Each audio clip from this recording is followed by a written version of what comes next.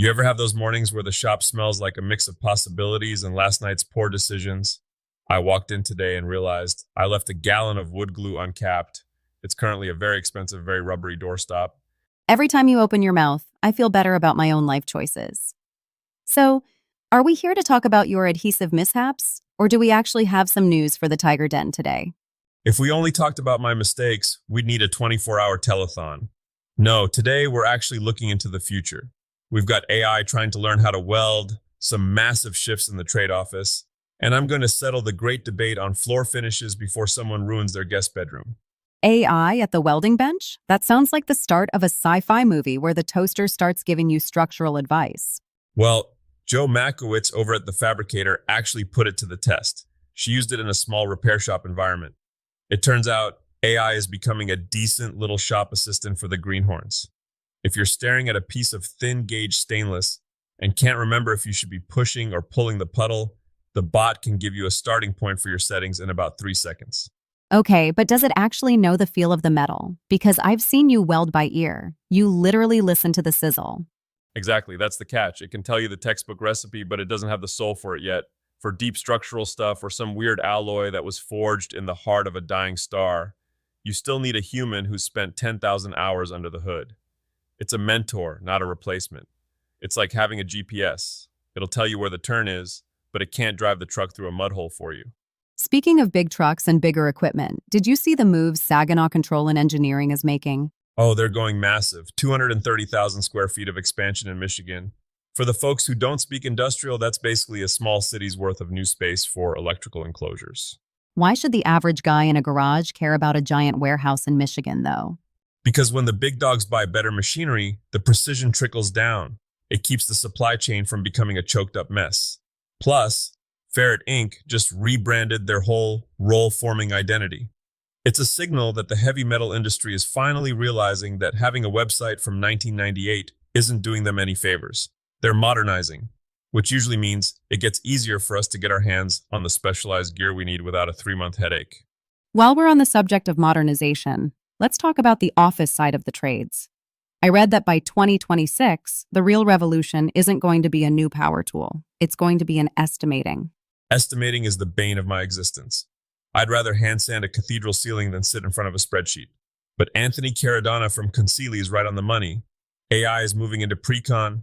It's crunching numbers and predicting costs faster than I can find my favorite pencil. But wait, if a computer is doing the math, doesn't that make the estimator's job obsolete? Far from it. It actually puts more pressure on us to understand cost volatility.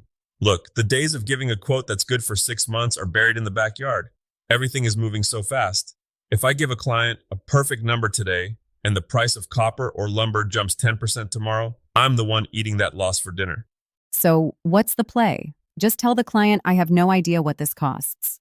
That's a quick way to go out of business. No, the trick is radical honesty. You have to sit them down and explain that the market is breathing.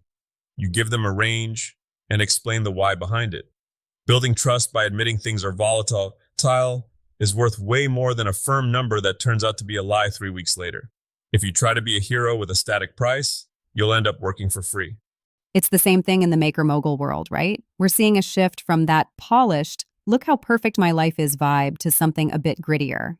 Thank goodness for that. I was tired of seeing shops that look like they'd never seen a grain of sawdust. The 2026 trends for Instagram and the like are all about micro-communities. You don't need a million followers who don't know a dovetail from a cocktail. You need a few thousand people who actually care about the craft. Stan Store is saying the hook is everything now. You have to grab them in the first 2 seconds. My best performing video lately was just me dropping a heavy cast iron pot on my toe and letting out a sound that didn't even sound human. People love the carnage, Tiger, but seriously, replying to customers with video and showing the failed prototypes, the stuff that ended up in the scrap bin, that's what builds a brand. Authenticity is the only currency that isn't inflating. All right, let's pivot to the weekend warriors. I know there's a lot of people planning to tackle a bathroom or a kitchen floor this weekend. What's the word on substrates? Don't use the cheap stuff. Loud and clear. Seriously though, if you're doing tile in a wet area, cement board is still the king. I know people try to find shortcuts with some of the foam boards, and those have their place, but for a rock-solid foundation that isn't going to turn into a sponge in 5 years, go with the cement. The good news is, The 2026 versions are getting lighter. You don't have to visit the chiropractor every time you pick up a sheet anymore. And what about the finish on the hardwood? I'm redoing my hallway soon and I'm torn. Do I go oil or water? Ah, the eternal shop floor schism. It depends on how much you value your nose and your time. Give me the breakdown. Oil-based is the old guard. It gives you that deep, rich amber glow. It makes the wood look like it's been there for 100 years. It's tough as nails, too.